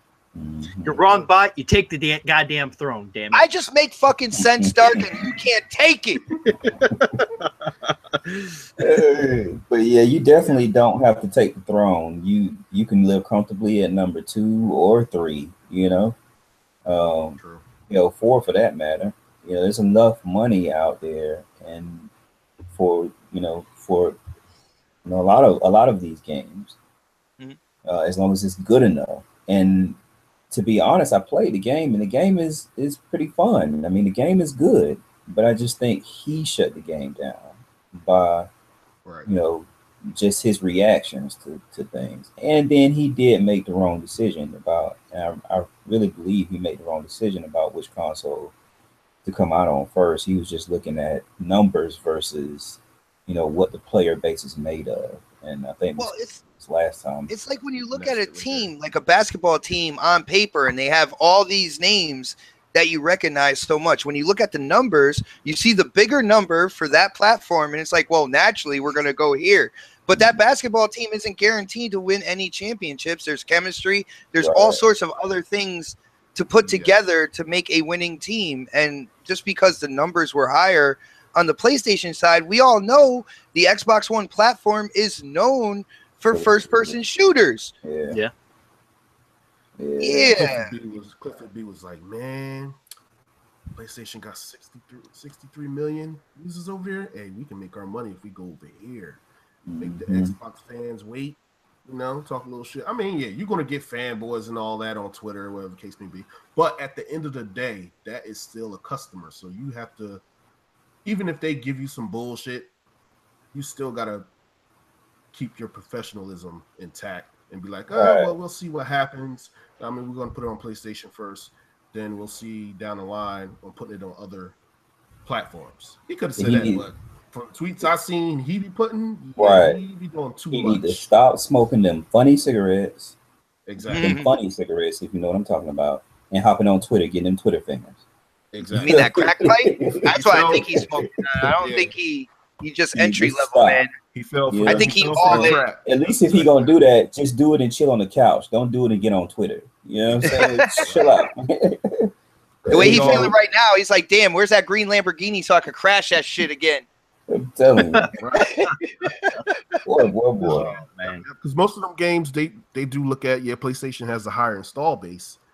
But do you really think 63 million people is going to actually go out and buy your game? Well, no, because most of the people that are on on that console is casuals, you know? Exactly. Casual market. Hey. Casual market don't buy those just remember Titanfall. We'll see how that went, right? Right, exactly. All right. Well, I don't know about that one, but I'm going to go ahead and put y'all on here. There was a game that came it was kind of surprising to be like when I saw it, it was an IGN first, I think it was. I saw it on YouTube, and it was the Planet of the Apes game. I think it's supposed to be kind of like a Telltale type style game, and it's supposed to tie in some type of way with the movies. Have any of you guys seen this? I haven't checked it out yet. Yes, I have. Okay. It looks good. I mean, you know, from graphically, it looks good. I don't know if it'll be good though, because you know they did say it's coming out this fall, and I'm just like I'm weary about it because it's like when you do something like that, it. Well, when does the movie drop? Has the movie already dropped? Yeah, the movie's been out for a while. Movie's out already. Okay. So okay. Is it Well, or is it just something completely new? Well, it's supposed to tie in with the movie. Okay. All right. And I mean, from the video on YouTube, it looks like it's very narrative driven. They didn't really show any really gameplay or like any action. It was mostly just you choosing options, and you get to choose options from the standpoint of the humans and the standpoint of the apes. So that seems like a pretty kind of different dynamic that would make the game interesting. But as far as graphically, it really did look good. I love Planet of the Apes and I like Telltale games, so I'll probably be picking it up. I bet you do. Yeah, just because of that. See, I'm not a big fan of the Telltale. I'm going to go back and try Borderlands again, but I'm just not a big fan of the Telltale games. But I can see myself giving this one a good look. Because I like Planet of the Apes, the movies that the two that I haven't seen the last one, but this was the third one that just came out, right? Yeah, that's supposed to be the last one, though. Oh, it is. Okay. Yeah, I mean that's if they're following the classic. The last one was that's supposed to be the last one with yeah. Yeah, no spoilers, no spoilers. Because I've seen all the last one for the trilogy. I've seen all the classics, so I know how it's supposed to. I've been waiting for it to hit this tie-in point, and so if this last movie does tie it in, yeah, I'm looking forward to watching that. But I know the two that I've seen, they were great, so I'm pretty sure this one would be great too. And then if this game that's coming out later on, according to the articles, is later on this year, if it ties into the movies pretty well, that seems like it'll be something pretty interesting. You guys think you'll be interested in picking that joint up? Yeah, you know what? I'm actually checking it out now. The graphics and stuff do look nice on it, so I might definitely look into it. What you think about it, Bob? I haven't seen it. I'm taking Def Jam's direction right here, and I'm looking it up right now. But the thing is, if it's more Telltale, I just completed Until Dawn, and I'm doing a review on that. And when I'm doing the score, I'm actually gonna have to do 2 scores on that game just because of the way it is. I'm doing like a game score, and I'm doing like an experience score, because to me, not really a game, it's more like an interactive movie. And you better give that game 10s all around, Bot. Otherwise, we need 10s no more. I'll give it 10 balls in its eye sockets. But anyway, that's 5 people. If people want to try to do the math, like that's 5 people, 10 balls.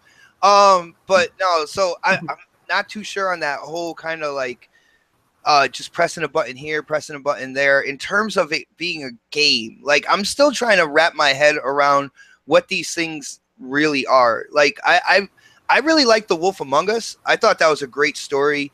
I heard that a lot. Yeah, that was awesome. The very first Walking Dead from Telltale, I got into, like the first season. But then after that, it just became more of the same thing, more of the same thing, more of the same thing, just with different like pop titles on it. Now you got Batman and King of Thrones and whatever's popular. They should just come out with one that says whatever's popular. In every episode, it's whatever TV show or movie that is #1 at that point in time, they do that season for. Like I don't know how I feel about those games yet, or those experiences. Kind of like VR. Finally VR is they're coming out with full-fledged games now, but when VR like first came out on the PS4, they were all experiences. You see what I'm saying? So I don't know how to take those yet, and I'm gonna look this game up though. I'm gonna let you know at some point in time. It might be after the show though. Yeah. Def Jam, I think I cut you off, man. My bad. What were you? Oh no, I just said when Xbox started talking about VR, I was about to go to sleep. I agree with you about these type of games. Although I thoroughly enjoy Until Dawn, but like I said before, I'll say it again on Borderlands. I fell asleep on that game. Like, and oh shit, God you damn. know, the Telltale, the whole Telltale, the way the games are done, it's just not like gameplay to me. Like, there's no gameplay there, in my opinion. Now I know there is some type of gameplay, but to me, that's just not what I'm looking for. Especially later on in the evening when it's time to game, and I may get sleepy, but if it's an action oriented or if it's a different game that's just keeping me really into it, then I'll stay up and play. But with Borderlands, that situation, I found myself waking up with the controller in my hand, looking at the TV like, what in the world? So, oh yeah, I mean, I with this game in particular, because it ties, it's supposed to tie right in with the movies. I think it would draw more of my interest just because I enjoyed the movie so much. Why you say that, Bob? I'm not buying it. First of all, it looks like with it being tied in, it's tied in between the second movie and the third. So if I watch the movie, then I already am going to know the ending. I don't really care what they did in between 2 and 3. You know what I'm saying? Second of all, the decisions and everything, like, Until Dawn looked incredible, right? The facial, the characters, everything like that. They looked really good and all that stuff, but there was still something about it to me that screamed experience over game. And this trailer, for what I'm seeing right now, I'm actually watching 6 minutes of gameplay, and to me, it screams experience over game.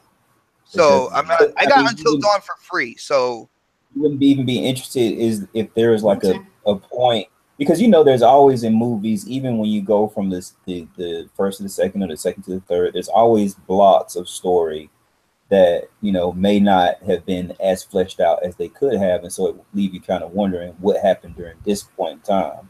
So if the game kind of bridges the gap between in one of those spots, you wouldn't be interested in it, because some that could be really interesting. Like if the movie just grazes over one part, and you're thinking, okay, so they could have gave me a little bit more of what happened there, and this game happens to explain that portion. Like you wouldn't gravitate to something like that. I hear you on that, Baines, but there's this channel called Rad Brad, and I don't have to pay for his content, and if he does like the gameplay walkthrough of that, I can watch that intermediate in between 2 and 3, get the story from it and everything like that, and I won't have to pay a dime. So ain't nobody trying to play a Telltale game 1 o'clock at night. You right. I do. Okay. All right. You know what? I don't even got to say to you, man. Besides, you were the guy that played Last Guardian. Just go back to the expect that basement, from you, bro. Just go back to the basement. I'm going to the basement after you get off this podcast. Hey, Goldblum, there's a Spinosaurus behind you. You better watch out, yeah. Yes. Don't you have 17 kids to take care of over there? No, it's 25. 25. They're all sleeping because I'm a disciplined dad, and they know when their bedtime is. What? Nice. Do they? I think so. All right, they're climbing out the window. I don't know. All right, so I guess we're Planet of the Apes for the panel is a no-go. I'm probably gonna look into it, especially once I'll definitely look into it. Dude, Bates, stream it, man. Then I get to be entertained by you and what you're doing with streaming the game, and I'll get my fix on the story, yo. See, it's just not good to stream a narrative-driven game like that. You know what I'm saying? Like, dude, I have been begging Snaps to stream Until Dawn, like she's got face cam, the whole nine. We got a green screen, all that good stuff, and she is absolutely hysterical when it comes to like scary movies and stuff. Yeah. And I want her subscribers, I want people in the community to see this, because I get thoroughly entertained when we watch a scary movie together. Like, and I want everybody, because you guys would be stuck on that stream from beginning to end, watching her play the game. And that's a narrative story, and I'm like begging for her to do this. Yeah. Yeah, I don't know if I'll probably have to enjoy that one to myself, man. I have to be selfish. My bad. I have to be selfish on that one. But yeah, I'm definitely gonna, because I mean, I don't know why I didn't know that. I wasn't thinking about the movie being already out yet. But anyway, I'm gonna go back and watch the movie, and I'm probably gonna be looking forward to this game. You know what I'm saying? I was trying to watch War of the Planet of the Apes. I got a couple websites I go to when I don't want to put over like $22 for a movie ticket. I'm gonna be honest, man. Showbox. I know there's a lot of people out there who do the same damn thing, but unfortunately, the version of the movie, it's like an internet scrubber. It puts pieces of the movie back together to be able to be played. Dude, it's in like fucking Russian, and I'm like, damn, man! Like every other movie is in English. The one movie I want to see, the one movie I need to catch up on, fucking Russian. Dang. I'm like, damn it. Well, that's what you get for pirating movies. I don't pirate. I don't download anything, man. It's still pirating. Get out of here. I'm just getting ready for Sea of Thieves 2018. All I'm saying is Showbox. That's it. More like 2019, because that shit ain't gonna be done by then. Dark, man, I wish I knew somebody who lived close to you. I would call him and tell him to go kick your ass right now. Yeah. Yo, Triple Cup Chuck was on here the other week. If they could. He told us we had to walk the plank since we wouldn't we wasn't hyping up Sea of Thieves. Well, he said because of our logo and our banner. He was all like, you guys, I would think looking at your logo and your banner, you would be, Sea of Thieves fans, but man, you guys just hate on that game. I'm like, I don't really hate the game. I just think that there's not enough content there so far to warrant me to buy this damn game. Darko Bloom hates everything. You guys haven't realized that yet, man?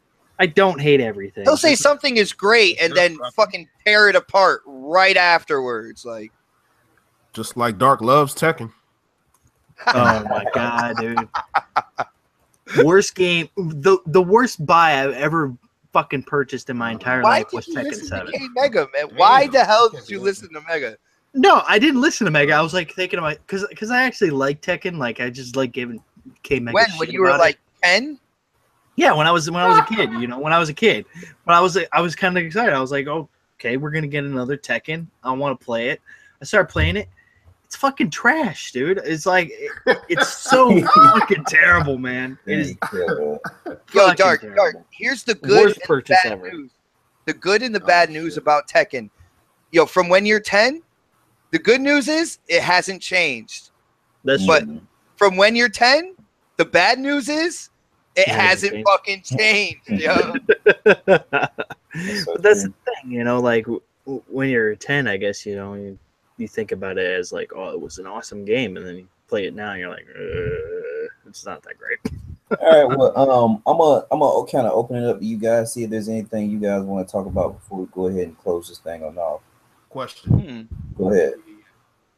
Who's looking to watch the Defenders this week? I am. I think what the clock, the tick down said it had like one more day, so yes, tomorrow. Yeah, I'm definitely watching. Oh man, it'd be good if that shit came out 12 o'clock at midnight. That'd be lovely. But yeah, I'll definitely check it out. I like the Daredevil and Luke Cage. I didn't really like my Jessica boy Luke Jones Cage go tear it up, man. Yeah, I didn't mind. But I like Luke Cage and the dude that plays Luke Cage, so I'm definitely down for it. I didn't mind Iron Fist, although I still need to go back and finish all of that. But I didn't mind it. I haven't even watched that yet. Definitely finished Iron Fist. Like a lot of people complained about, kind of like the Kung Fu in the series. I didn't mind it. Yeah, I like the Iron Fist. It was pretty good. I thought it was good. See, here's the thing, yo, I might have to check that out. Luke Cage and Iron Fist, like they actually are a team together called Heroes for Hire in comic books. So like I want to see their chemistry together, because if they are definitely good together, like on screen, then they should definitely come out with the Heroes for Hire in terms of seasons, a series. That would be sick, yeah. That would be sick. Cool. I got a feeling the series is going to be good, and also they didn't announce anything on that Punisher series yet, right? No, I've seen some advertisements. You know, like he's gonna be in the Defenders, though. Yeah, they are. He's coming, but I haven't seen the official announcement of his series yet. I actually do have good news for people who like Marvel on Netflix. By the way, if you guys want to hear that, what's up? There was this whole big thing on how Disney, they're starting their own streaming service, and they're killing the contract with Netflix for ending 2019. So after 2019, pretty much no Disney products. I just want to let people know that does not include Marvel. Marvel is actually a separate contract than what they're talking about with Disney. What they're talking about with Disney is the Disney movies, cartoons, and stuff like that. Marvel is a separate contract, and they are still like honoring the contract with Netflix. So you guys don't have to worry about not seeing any more Daredevil, Jessica Jones, the Defenders, all that stuff. It's still on the table for Netflix, yeah. Well, I think that also goes for Star Wars as well. Is that definitive for Star Wars? Oh, Star Wars? I don't know. Yeah, I don't think so. I think they're still in talks about Star Wars, but yeah. Okay. I'm pretty sure they're going to keep Star Wars on Netflix. But that's good for Marvel. Like that's really good for Marvel. If they could get that's good for me. I didn't want to buy a fucking Disney streaming service. Like, if they could do the same thing for Star Wars, I'd be really hyped in too. Well, that's the thing. I don't get why they're doing it, because I mean, I get it. You know, they want to make more money. That's fine, whatever. But the fact is that Netflix is so like it's a juggernaut in terms of streaming. It's and same with Hulu. They're both of those streaming services are juggernauts. For Disney to come out and kind of like do like what HBO did, they don't have enough movies to really do that. I mean, they have like the cartoon movies. Have a huge catalog of cartoon movies. If they try but that's the thing. Like, parents are gonna want to pay and more money. Yeah, different. Yeah, you're right. To get something different, they're just gonna do Netflix and they'll be like, no, you can just watch Netflix.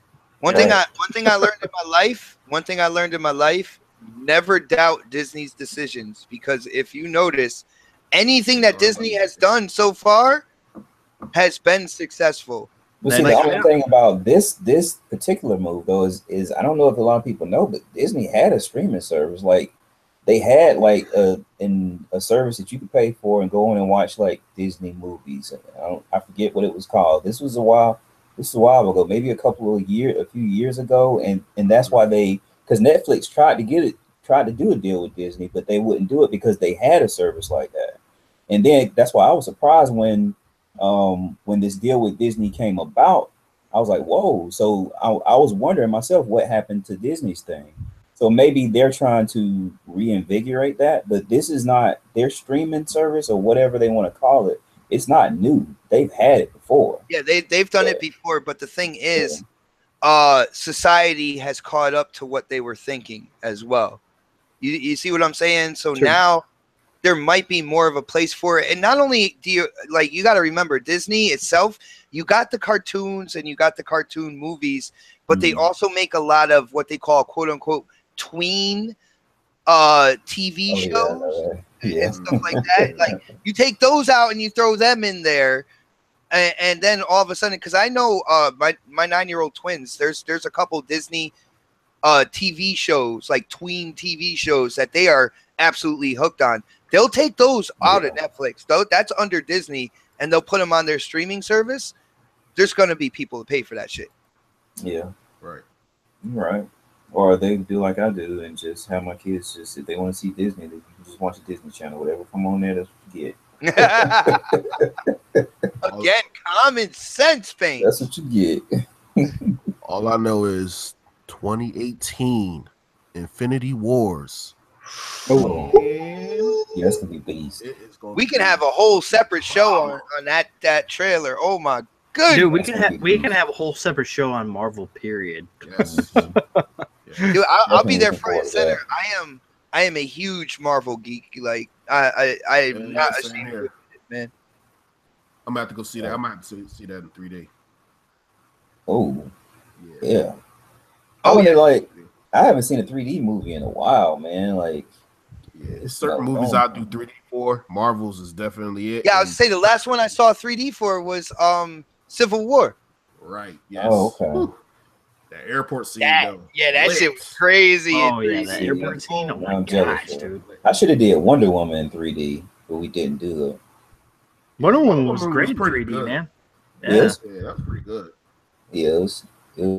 People was giving it hate, but I thought Yeah, I they didn't didn't understand they didn't that. drag the story out as I thought they would, but Right. They kind of got to it. definitely got supplied with a lot of action. I mean, for a DC movie, it's probably their best one Probably. so Yeah. far, besides the Dark definitely Knight is. series, the Right. Dark Knight trilogy. But other than that, Oh, you it's want the the best Batman one. versus Superman in there? Martha! Oh god, Trash. I I was so disappointed with that. I own the movie just because they had like this special like comic book that comes with it, and I just didn't even watch the movie. I just wanted the Oh, comic. shit, goddamn. Yeah. But I heard the definitive edition, Nate, it supposedly is more, I guess, is more screen time on it. That needs There to be is, seen. but It it's should have not. been in the movie. It's not enough to really. Not enough. Yeah, Oh, okay. not really enough to. All right. I think when it comes to DC, people just need to stop comparing them to Marvel. Marvel Yeah. knows what the hell they're doing. They've been doing it DC for a while. Yeah. DC is trying to learn. Like give the guys a chance. You know what I'm saying? Yeah. Exactly. All right. With that being said, we're gonna go ahead and wrap it up tonight. I really appreciate Bot and Def Jam Bam coming through. Y'all came through in the clutch. No problem. We really appreciate it. It's been a great show, man. I enjoyed, chopping it up with you guys again. So with that, we're gonna go ahead and get to these intros. Let you go. I mean, outros. I'm gonna let you go first, Def Jam. Yeah. What's up, everybody? You already know who it is. Def Jam Bam, King of the Soundbar. Mm-hmm. Yeah, man, had a good time on the Quest podcast, episode 33. We had Xbox 4482, Mm-hmm. Dark and Veins. Hey, but y'all know where to find me at on Twitter, Def Jam Bam, and Xbox, Def Jam Bam. Nice. Make sure when the party's open, leave 2 spots. One for me, one for the soundbar. You might need another spot just for nephew. Oh yeah, can't forget nephew. Gotta put nephew. Yeah, shout out to nephew. Or cousin. But yeah, man. Nice. Thanks for having me on, y'all. Appreciate it. Yeah, Always man. pleasure You're being always here. welcome. We appreciate you Hanging coming with my through again. peoples. Yeah. But y'all can take it away. All right, Bot. Yo. Outro. All right, got you, man. Well, first of all, this podcast went straight royalty because we had King Soundbar and King Yes. Neutral. Yo, as usual, it is always a blast coming on Quest Podcast. I am a huge M. Baines fanboy. Appreciate it, man. Feelings mutual. Yo, Dark's okay as well. Yo, guys, thank you for having me. Thank you for having me on. And I actually do have an important announcement for anybody who checks out the next podcast. This Saturday, I want to let you guys know, instead of 7 p.m. Eastern, we are going an hour early. We're bringing back the old time, at least for 1 week. So we're doing it 6 p.m. Eastern. Guys, I've been listening to a lot of feedback. We changed our look up. We really focused on the gameplay last Saturday. I got a lot of feedback on, how I could possibly make that better. And I listened to you guys. So you got to come and check it out. 6 p.m. Eastern this Saturday on my channel, Xbox 448. Nice. Oh, let me just throw this in there real quick. Go ahead. Shout out to Black Tiger. I just want to give you a shout out, bro. Nephew. Because I said nephew, he thought I was talking about him. I was talking about my cousin, but No, that's my shout nephew. out to you, Black Tiger. Yeah. That's your nephew. Okay. Shout out to Take my Black Tiger. All right, Artemis, go ahead. You guys can find me on Twitter at Dark Items. You can also find me on Xbox Live at the same name. And Bot and Bam. It was a pleasure having you guys on again, man. We absolutely have a blast every time you guys come on. Yep. You guys can find me on the next podcast Saturdays now with Xbot 448. So definitely come and check us out at 6 p.m. or 6 p.m. Eastern this Saturday. And as always, everyone, we appreciate you guys coming out and hanging out with us in the chat. If you guys could hit that like button and subscribe to the channel, because it really does mean a lot to us. They can. And but will they? That's the thing. They can and they will. Yes, They can and they Shout out will. to Oops. Shout out to everybody in the chat. Thanks for coming out. It was definitely a fun show. Nice. Yes, And I'll just go in for Dark Optimus here. He forgot to say another place you can find him, Jurassic Park. Oh, man. Right. Wow. Oh, he's gonna be in Thor too. Can't forget. Hey, that's Grandmaster. That's only on Sundays, okay, guys? Yo, Put that on the Grandmaster DL. Dark. I think we're on to something. Yo, Bam, you are a genius. Yeah, you know I have my moments. You are a genius. Holy shit. Hey, Let's do this. yo, I've been your host, MBangs99. I've enjoyed the show. I appreciate again Bot and Def Jam for stopping through. And as usual, don't worry about finding me unless it's on PlayStation or Xbox. That's MBangs99 on both. Other than that, we out. And the Switch too. Good night, everyone. In tablet. Yeah.